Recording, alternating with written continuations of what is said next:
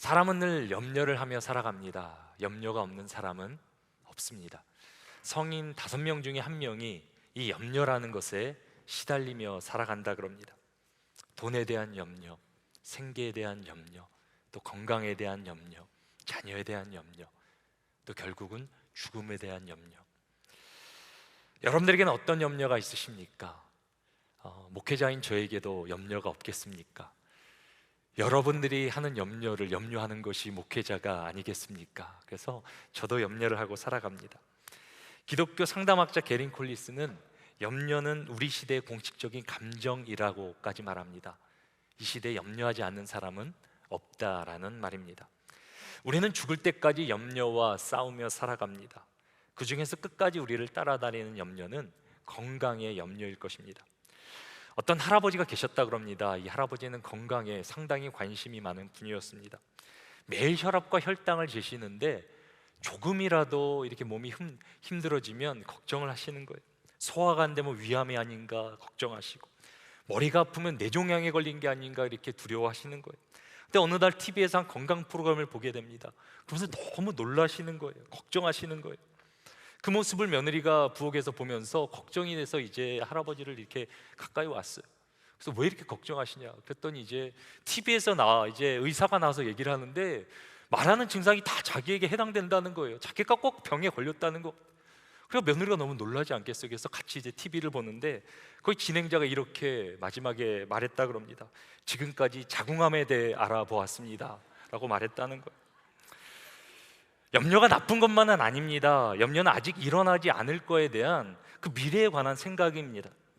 인간은 미래를 알지 못하기 때문에 걱정을 할 수밖에 없습니다. 이 염려의 순기능도 있습니다. 염려는 미래를 준비하게 하고 위험을 예방하고 만일의 일을 대비하며 준비하게 합니다. 사도 바울도 주의 일을 염려하라, 또 자신도 모든 교회를 위해 염려한다라고 말합니다. 근데 문제는 무엇입니까? 사탄은 우리로 그 염려에 빠지게 합니다. 염려에 집중하게 하고 염려가 인생의 모든 것으로 착각하게 만듭니다. 그래서 염려가 지나치면 어떻게 됩니까? 안절부절 못하며 또 피로를 쉽게 느끼게 되며 신경이 날카로워지고 심한 경우 불면증과 우울증에 빠지게 됩니다. 이 염려에 빠져 마음이 완전히 무너진 상태를 우리는 낙심, 마음이 무너졌다라고 합니다. 오늘 예배 가운데 우리가 예배는 드리고 있지만 마음이 무겁고 힘든 분들도 계실 것입니다. 삶의 문제로 인해 낙심된 분들도 계실 것입니다. 낙심이 몰려올 때 성경은 뭐라고 가르칩니까? 기도하라고 가르칩니다. 우리가 염려하지 말고 간구와 기도로 하나님께 아뢰라라고 말합니다. 그러면 모든 지각에 뛰어난 모든 것을 아시는 하나님의 평강이 우리의 마음과 생각을 지켜주신다 말씀하십니다. 우리는 낙심될 때 기도해야 됩니다. 또 성경은 우리가 낙심될 때 말씀을 붙들라라고 말합니다. 좌로나 우로나 치우치지 말고 우리의 감정이나 상황에 치우치지 말고 하나님 말씀을 의지하여 순종하라라고 말합니다. 그러면 형통하게 될 것이라라고 성경은 우리에게 가르쳐 줍니다. 삶에 염려가 있으십니까? 삶의 문제로 낙심되십니까? 그렇다면 여러분들 기도의 자리로 나오셔야 합니다. 또 말씀을 의지하며 순종하셔야 됩니다. 그것이 낙심을 이기는 길입니다.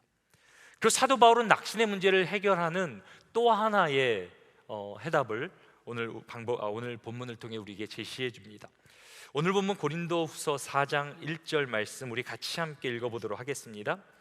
그러므로 우리가 이 직분을 받아 긍휼하심을 입은 대로 낙심하지 아니하고, 사도 바울 우리가 이 직분을 받아 낙심하지 아니한다라고 말합니다. 직분을 받아 낙심하지 않는다.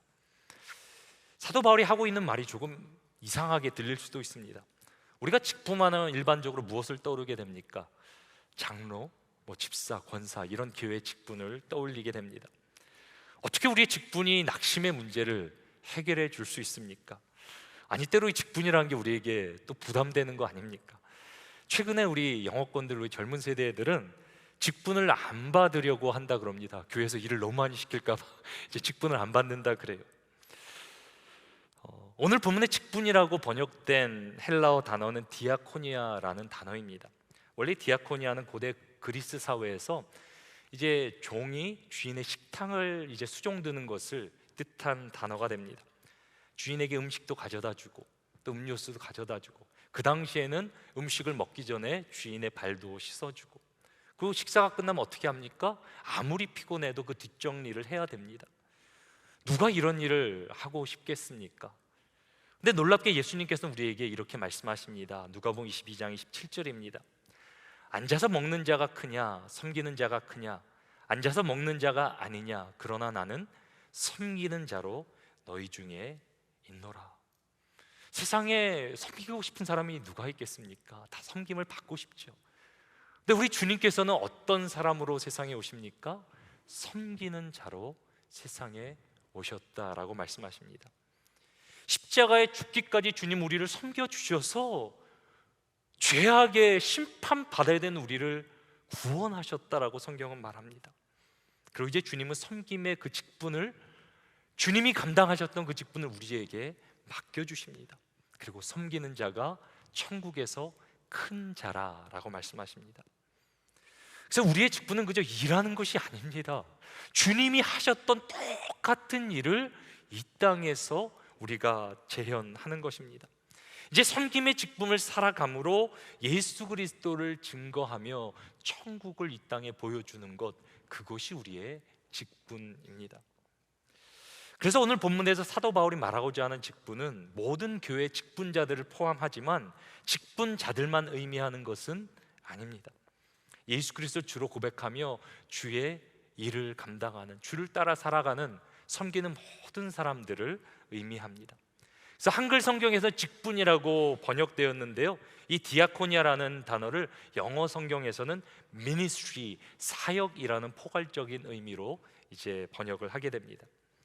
그래서 사도 바울은 주님이 친히 맡겨주신 사역을 너무 영광스럽게 생각한다라고 말합니다. 그리고 주님이 맡겨주신 사역 때문에 낙심하지 않는다라고 우리에게 전합니다. 그렇다면 우리도 삶에 낙심이 찾아올 때 어떻게 해야 됩니까? 주님이 맡겨주신 이 사역을 붙들어야 되는 것입니다. 이것이 낙심의 문제를 해결할 수 있는 방법이라고 사도 바울은 우리에게 말해주고 있습니다. 그리고 이것이 우리가 기억해야 될 키포인트가 됩니다. 우리 같이 한번 믿음으로 고백하십니다. 삶의 낙심이 몰려올 때 복음의 사역을 붙잡아야 합니다. 이제 우리는 주님이 맡겨주신 이 사역이 왜 낙심을 해결하게 해주는지 조금 더 깊이 살펴보려고 합니다. 먼저 우리는 낙심의 원인부터 분석해야 합니다. 우리가 이제 낙심이라는 것을 경험하게 되는데요, 언제 우리는 낙심하게 됩니까? 우리는 그저 문제가 있다고 낙심하지 않아요. 그 문제를 내가 해결할 수만 있다면, 그 문제가 심각하지 않다면 누가 그 문제로 낙심하겠습니까? 하지만 문제를 해결할 능력도 없고 해결할 길이 보이지 않을 때 우리는 낙심하게 됩니다. 우리가 감기에 걸렸다고 낙심하지 않습니다. 그러나 의사가 만약에 우리를 진단해 보더니 암이라고 말하는 순간 우리는 낙심되게 됩니다. 그리고 만약에 그것이 말기라고 치료할 방법이 없다 그러면 우리는 더 마음이 무거워지게 됩니다. 삶의 사소한 문제가 일어난다고 우리는 낙심하지 않습니다. 하지만 우리 사업에 부도를 맞거나 우리의 힘으로 도무지 감당할 수 없고 해결할 수 없는 일을 당하게 된다면 우리는 낙심하게 됩니다. 이런 기준으로 볼 때 사도 바울은 낙심할 수밖에 없는 상황 가운데 있습니다. 고린도후서는 사도 바울이 고린도 교회 성도들에게 보낸 편지가 됩니다. 먼저 1장에서 자신의 상황을 이렇게 소개합니다. 고린도서 1장 8절입니다. 형제들아, 우리가 아시아에서 당한 환난을 너희가 모르기를 원하지 아니하노니 힘에 겹도록 심한 고난을 당하여 살 소망까지 끊어지고 우리는 우리 자신이 사형 선고를 받은 줄 알았으니. 사도 바울은 소아시아에서 사역을 하는 가운데 환난을 받았다라고, 당했다라고 전합니다. 근데 이 환난이 어떤 환난입니까? 힘에 겹도록 심한 환난이었다. 우리의 힘으로 도무지 감당할 수 없는 환난이었다라고 전합니다. 얼마나 힘들었으면 살 소망이 끊어져 버렸다. 그리고 9절에서는 사형 선고를 받은 줄 알았다라고 고백합니다. 정말 오늘 내일 언제 죽을지 모르는 심각한 상황인 것입니다. 왜 이런 상황 가운데 염려가 없고 절망이 찾아오지 않겠습니까? 근데 이것보다 사도 바울을 더 근심하게 한 것이 있었습니다. 고린도서 2장 5절과 6절은 그것에 관해 기록합니다. 근심하게 한 자가 있었을지라도 나를 근심하게 한 것이 아니요 어느 정도 너희 모두를 근심하게 한 것이니 어느 정도라 하면 내가 너무 지나치게 말하지 아니하려 함이라. 이러한 사람은 많은 사람에게서 벌받는 것이 마땅하도다. 세상의 환난도 힘들었지만 사도 바울의 마음을 진짜 힘들게 했던 것은 고린도 교회 문제였습니다. 고린도 교회에 어떤 한 사람이 일어나 사도 바울의 리더십을 정면으로 대적하게 됩니다. 고린도 교회는 어떤 교회입니까? 사도 바울이 고린도 교회는 2차 선교 여행 때 개척한 교회가 됩니다. 무려 1년 6개월 동안 마음과 기도와 헌신을 쏟았던 교회가 됩니다.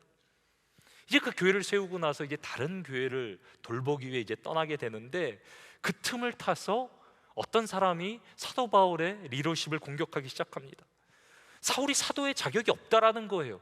거짓 사도라는 거예요. 가짜라는 거예요. 이 사건으로 고린도 교회에 난리가 일어납니다. 분란이 일어나 교회가 쪼개지게 됩니다. 어떤 사람들은 베드로를 쫓아가야 된다, 아볼로를 쫓아가야 된다, 아니 바울이 그래도 맞다, 아니 나는 그리스도를 쫓아가겠다. 교회가 쪼개지고 사태 심각성이 얼마나 큰지 사도 바울은 이 분쟁을 초래한 사람이 공개적으로 처벌을 받아야 된다고까지 그 심각성에 대해 말하고 있습니다. 사도 바울이 처한 상황을 한번 생각해 보시기 바랍니다. 세상에서 힘에 겨운 그런 환난을 겪고 있습니다.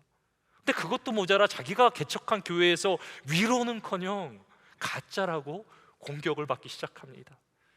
이 정도 되면 낙심해야 되는 것 아닙니까? 낙심이 일어날 만하지 않겠습니까? 근데 놀랍게도 사도 바울은 낙심하지 않는다라고 전합니다. 그 이유가 무엇입니까?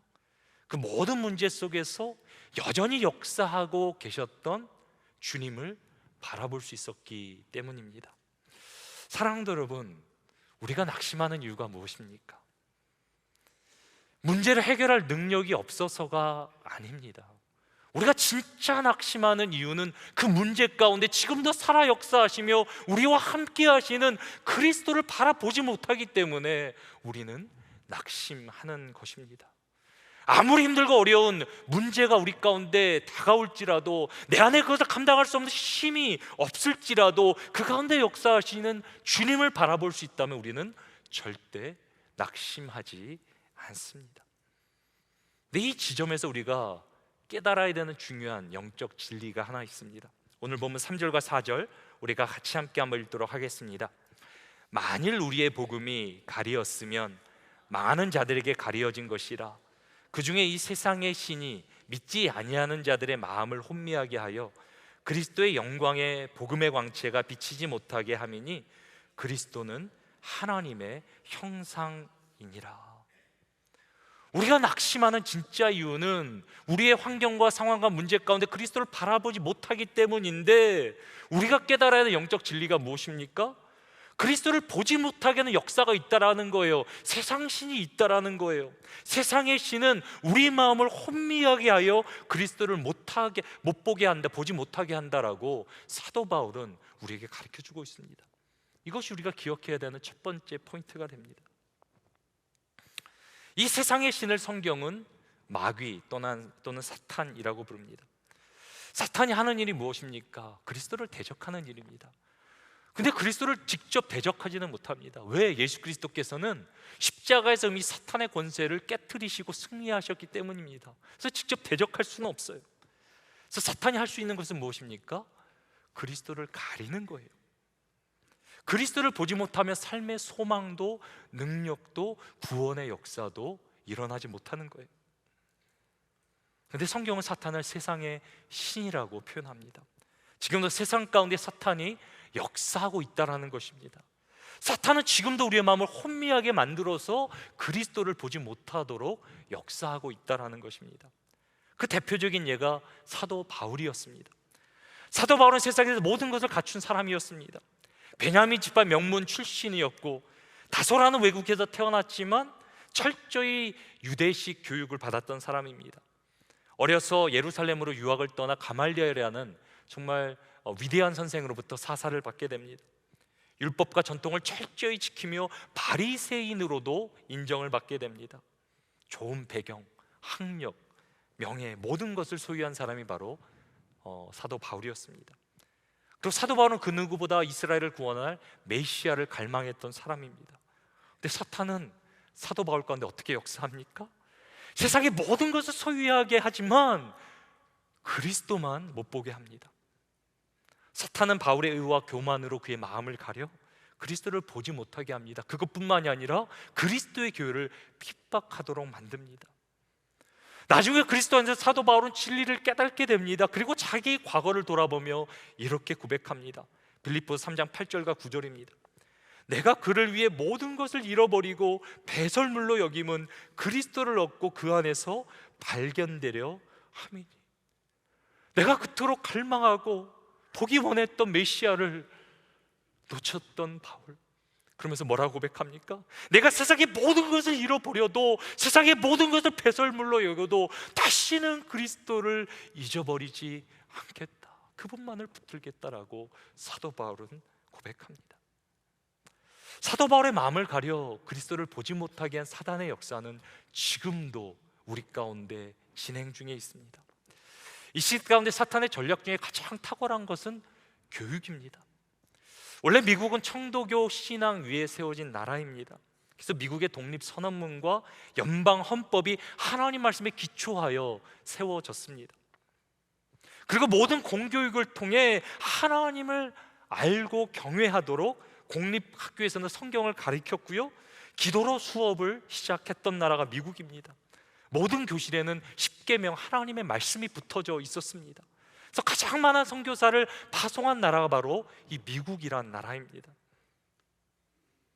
예전엔 학교에 가서 말씀을 배웠고요, 기도했고요, 예수 그리스도를 더 알고 돌아왔습니다.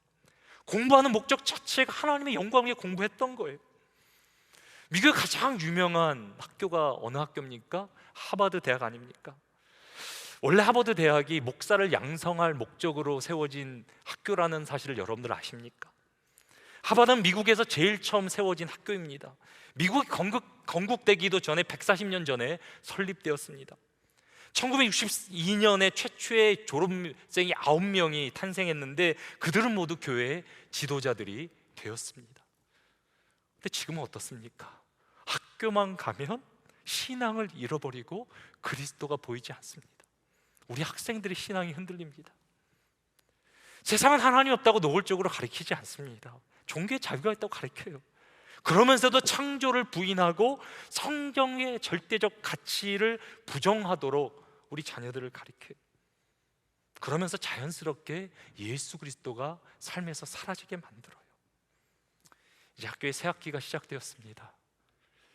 이제는 우리가 학교가, 하나님을 증거해야 될 학교가 선교의 최전방 전쟁터가 되었습니다. 여러분들 기도하셔야 돼요. 우리 자녀들 위해 기도하셔야 돼요. 특별히 멀리 우리 자녀들이 대학을 갔습니까? 기도하셔야 돼요. 우리 자녀들이 세상의 모든 걸 얻더라도 예수 그리스도를 놓친다면 모든 것을 잃어버리는 것 아니겠습니까? 사탄의 또 다른 전략은 분주함입니다. 사탄은 현대 사회 가운데 이 분주함이라는 것을 통해 그리스도를 보지 못하게 한다 그럽니다. 우리 한국 민족은 원래도 빠른 민족 아닙니까? 선교사님들이 선교지에 가서 이제 복음을 전하는데 원주민들이 가장 빨리 배우는 단어가 뭐라고 그럽니까? 빨리빨리라는 단어를 가장 먼저 배운대요. 한국 사람이 빠른 거는 세상이 다 인정하는 사실이에요. 우리에게는 너무 익숙하고 당연한 것이 세상 이제 다른 민족들이 볼 때는 너무 신기하게 느껴진대요. 그래서 우리나라만의 빨리빨리 문화가 있다 그래요. 먼저 엘리베이터를 타는 문화를 보면서 신기한다 그래요. 우리는 엘리베이터 타면 어떻게 됩니까? 문을 빨리 닫아야지 해서 닫힘 버튼을 팍 누르지 않습니까? 당연한 거 아닙니까? 근데 원래 엘리베이터는 안전을 위해서 5초나 10분 정도 천천히 닫히도록 그렇게 설계가 되었다 그래요. 우리는 차를 마실 때도 빨리빨리의 문화를 도입합니다. 원래 티라는 것이 무엇입니까? 천천히 대화도 나누고 여유를 가지고 마시는 게 티 문화 아닙니까? 근데 우리는 티에 우려나오는 걸 기다리려면서 티백을 어떻게 막 흔들어 제끼고 우리는 이걸 못 기다리는 거예요. 여유 있게 좀 이렇게 티를 마시면서 대화를 나눠야 돼. 못 하는 거예요 우리는. 우리가 극장에서 영화를 볼 때도 어떻게 합니까? 끝나기도 전에 우리는 먼저 일어나 빨리 가자 그래. 누군가 얘기해요. 근데 그 빨리빨리 문화가 교회도 들어온 것 같아요. 설교만 끝나면 빨리 나가려는 분들이 계세요. 우리 한국 사람들 얼마나 열심히 삽니까? 또 우리 이민자들 얼마나 열심히 살아야 합니까? 빠른 것이 나쁜 것은 아닙니다. 열심히 사는 거 중요합니다. 하지만 너무 빨리 가면 소중한 것을 놓치게 돼요. 너무 빨리 가면 디테일을 놓치게 되고 또 소중한 것들을 잃어버리게 되는데요. 서로의 소중함, 관계의 소중함, 가족의 소중함을 잃어버리게 됩니다. 또 사탄은 우리의 분주함을 통해 말씀의 깊이가 사라지게 하고 기도의 능력이 상실되게 하며 결국은 그리스도가 사라진 무기력한 신앙을 살게 합니다. 그리고 사탄이 성도에게 잘 사용하는 마지막 전략이 하나 더 있다 그럽니다.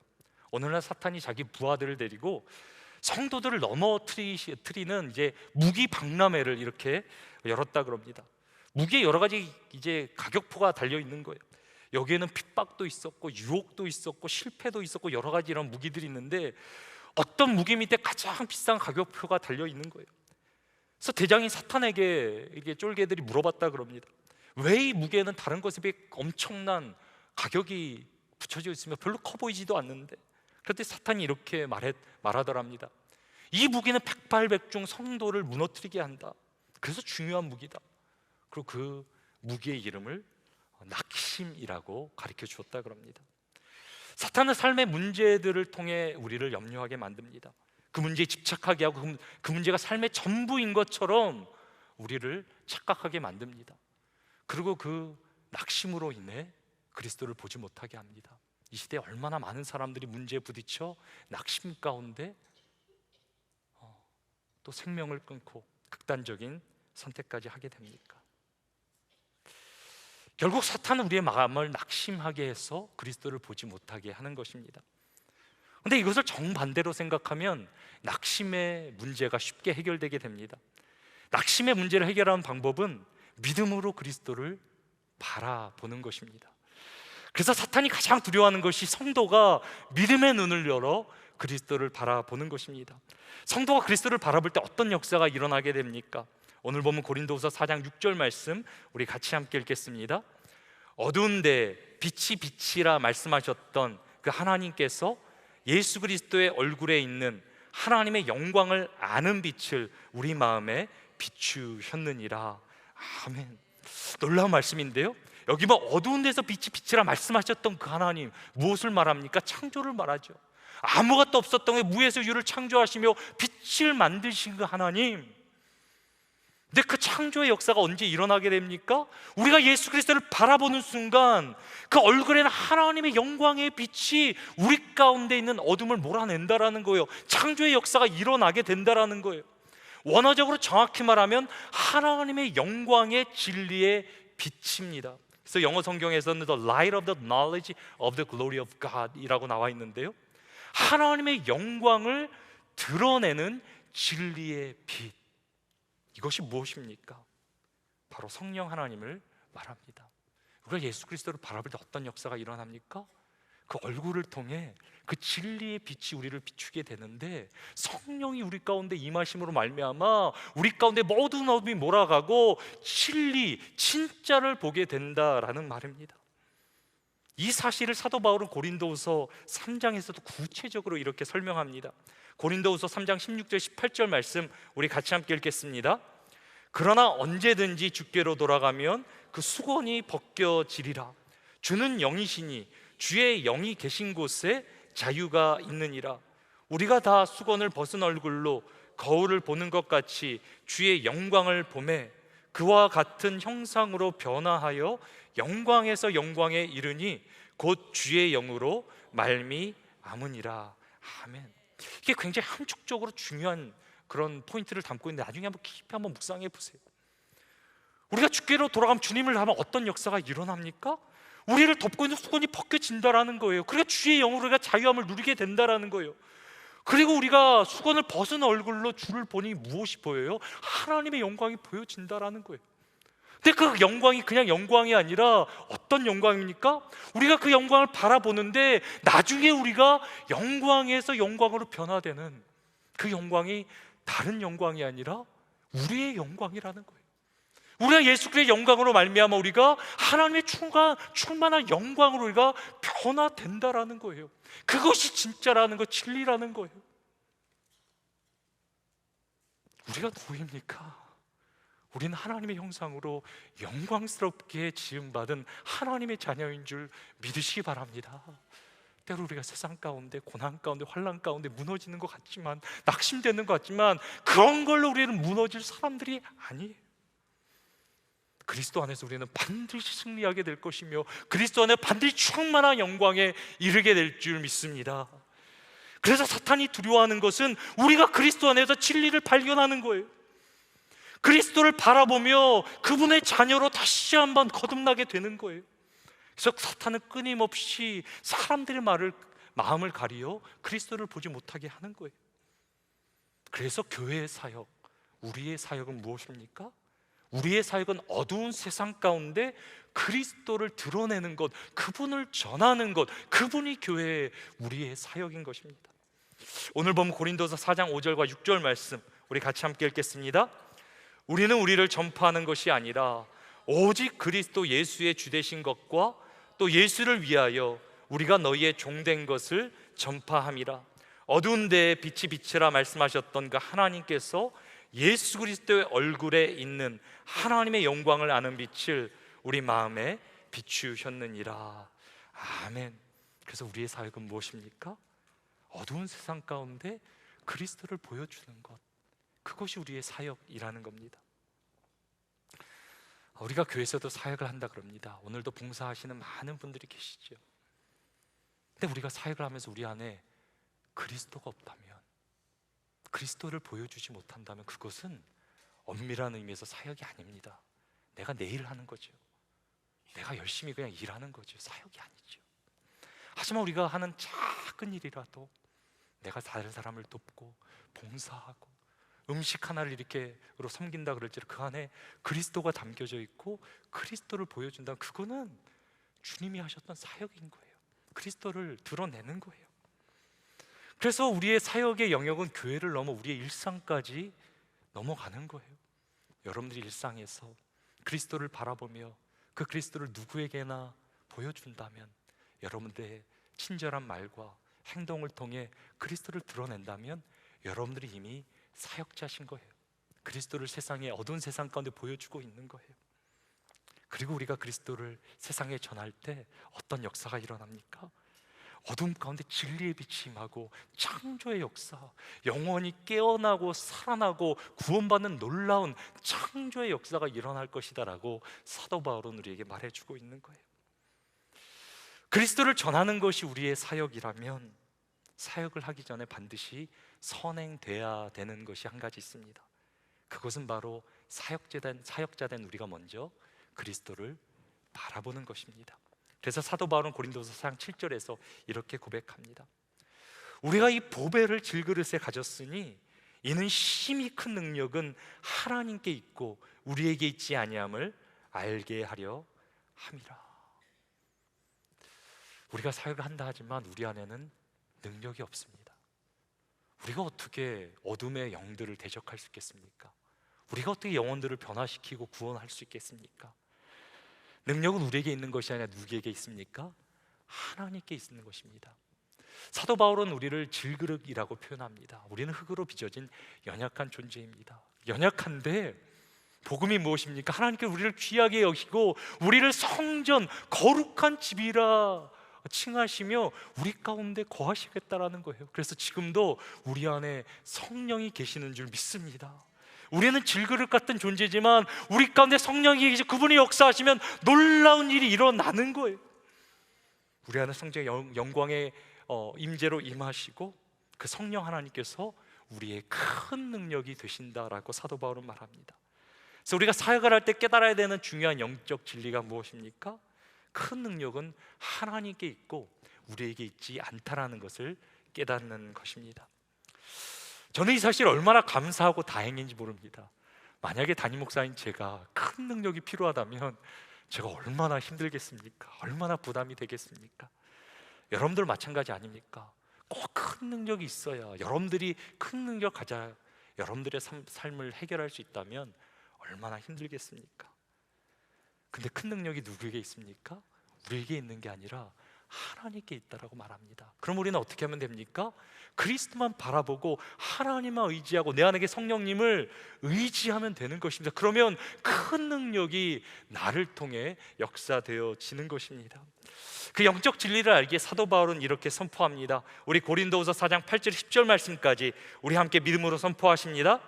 우리가 사방으로 우겨쌈을 당하여도 쌓이지 아니하며 답답한 일을 당하여도 낙심하지 아니하며 박해를 받아도 버림받지 아니하고 거꾸러뜨림을 당하여도 망하지 아니하고 우리가 항상 예수의 죽음을 몸에 짊어짐은 예수의 생명이 또한 우리 몸에 나타나게 하려 함이라. 아멘. 아무리 우리가 세상의 환난을 당해도 눌리지 않는다. 답답한 일을 당해도 우리는 낙심되지 않는다. 박해를 당해도 버림받지 않는다. 맞아 쓰러져도 멸망하지 않는다. 사도 바울이 고백합니다. 왜? 우리 안에 예수 그리스도의 능력이 있기 때문에. 우리는 죽음도 두려워하지 않는다고. 죽어도 우리 안에는 그 예수 그리스도 생명이 우리를 다시 살릴 것을 알기에 우리는 낙심하지 않는다라고 사도 바울은 고백합니다. 이것을 믿는 것이 복음이에요. 그래서 우리에게 사역을 맡겨주셨는데요, 우리에게 맡겨준 사역이 다른 사람을 살리기 전에 먼저 나를 살리는 거예요. 사역을 하기 위해서는 그리스도를 바라봐야 되고 그분을 집중해야 되고 그분의 능력을 의지해야 되는데 그것이 나를 먼저 살리더라고요. 그래서 그리스도의 맡겨주신 사역, 직분을 소중히 여기는 사람은 세상에서 낙심하지 않고요, 하나님의 큰 능력을 경험하며 하나님께 영광을 돌리는 삶을 살아가는 줄 믿습니다. 오늘 말씀을 생각하며 크라이스트 커넥션 우리 같이 함께 믿음으로 고백하십니다. 사탄은 사람들의 눈을 가려 하나님의 진리를 보지 못하게 했습니다.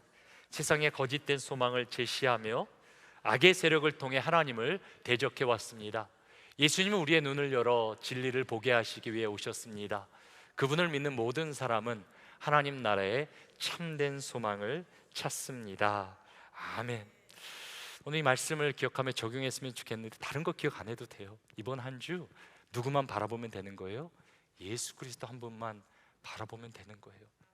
사단은 모든 것을 동원해서 우리에게 문제에 집중하고 분주하게 만들고 낙심하게 만들어 그리스도를 보지 못하게 할 거예요. 그러나 우리가 이 말씀을 기억하며 우리는 끊임없이 그리스도에 집중하는 거예요. 우리의 능력이 우리 안에 없고 하나님께 있음을 고백하는 거예요. 그렇게 되면 어떻게 됩니까? 우리는 낙심하지 않고 다시 절망에서 일어나 하나님의 영광의 빛을 바라보며 그 큰 능력을 세상 가운데 발휘하며 하나님의 영광을 살아가게 되는 줄 믿으시기 바랍니다. 이번 한 주 여러분들 다른 거 집중하지 마세요. 그리스도만 바라보며 살아가는 가운데 주님이 여러분들 가운데 역사하실 거예요. 여러분들 문제도 문제가 아니에요. 그리스도를 붙드는 순간 여러분들과 새로운 소망과 새 창조의 역사가 일어나게 되는 줄 믿으시기 바랍니다. 우리 한 주도 예수 그리스도만 바라보며 맡겨진 사역을 감당함으로 주님의 영광을 한 주도 살아가는 우리 모두가 되기를 주님의 이름으로 축원합니다.